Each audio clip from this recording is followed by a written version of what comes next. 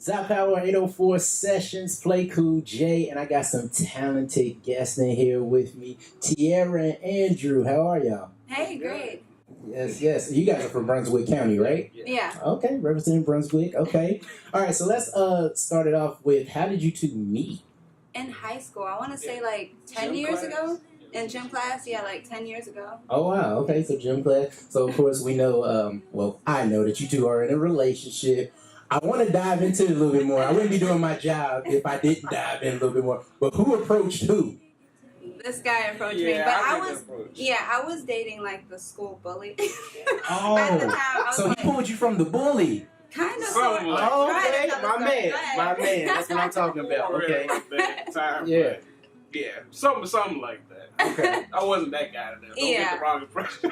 Not to put you on blast, he was like the shy, awkward guy in school, and I don't know how I was dating the school bully or the jock, but we dated for a little bit. But he became like one of my best friends. So after that relationship with that guy ended horribly because he cheated. You know, he kind of swooped in and was like, "Hey, how's it going? I can treat you better." So yeah, and because we knew each other and I was able to be comfortable around him, it just kind of worked out. Okay, that's awesome. All right. So at what point did you guys realize, hey, we should, start making music together? Like,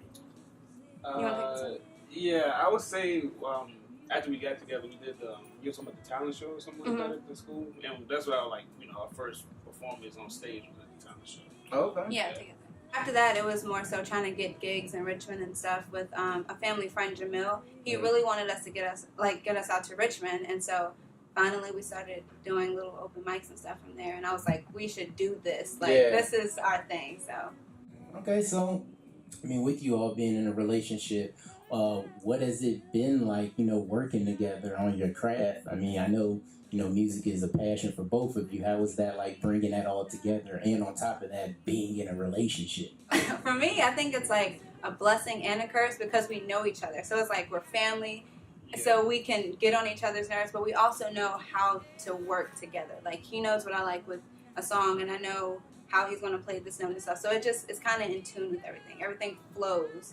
If that makes sense.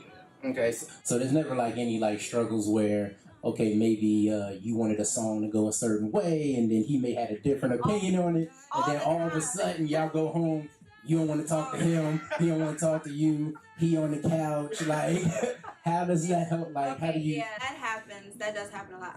A lot of times it's with like stuff that we've already pre-recorded, like on our album and stuff, and he likes to change things up and like make it fresh. But I'm like, dude, like that's not what we're selling right now. They're gonna buy the album, like, what is this? But yeah, it's all good. All right, so the latest album you have out right now is Blue. I got a chance to check it out this past week, and it's definitely a different feel than what I'm used to listening to from an acoustic group. But I like the vibe. One of my favorite songs on there is Silly Love Songs, I believe. Yeah.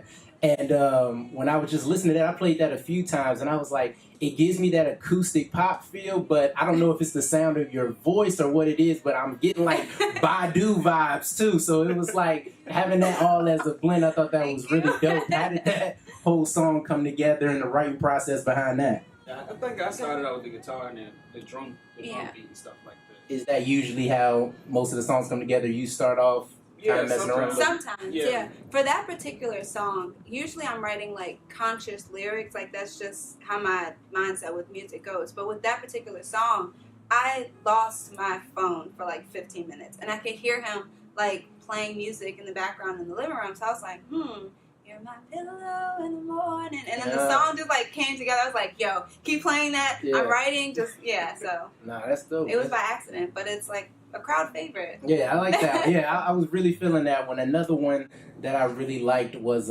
Fake Smile. Can you kind of go into like, because I know the words to that song are pretty important. Kind of go through, the meaning behind that song and everything. Well, with fear of it being too dark, the meaning, the story behind that was around the time, if I can say on air, when there was a Facebook killer guy, Steve Stevenson's, I think that's his name. Okay, yeah. Right. So when that all happened, I was in school, I was in college, And there were a bunch of guys, they were hanging out in the cafeteria talking about the video and bragging about whether you saw it or not and things like that. And I was like, people are so numb these days to actual things going on out there. So around that time, I got home and I couldn't breathe. Like my heart was fluttering and stuff. And I was like, I'm not really sure what's happening. And then I was like, yo, I think I'm having a panic attack. So I called my mom and she like calmed me down and stuff. And after that, after I got my thoughts together, Fake Smile came about. So it was basically about, you know, the numbness of America today with big issues.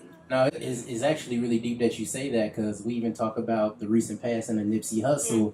I remember when I first saw the news that he was shot, I was automatically like, oh, that's norm, like almost to a norm with it, like, oh, that'll be fine. And then 30 minutes later, it came and pronounced that he was dead. I was like, wow. So it's crazy that you actually kind of give that perspective on it, because we do become just numb to this stuff because it's gotten to the point that it's so normal now. Yeah. So that's actually really that's a very good point. Yeah.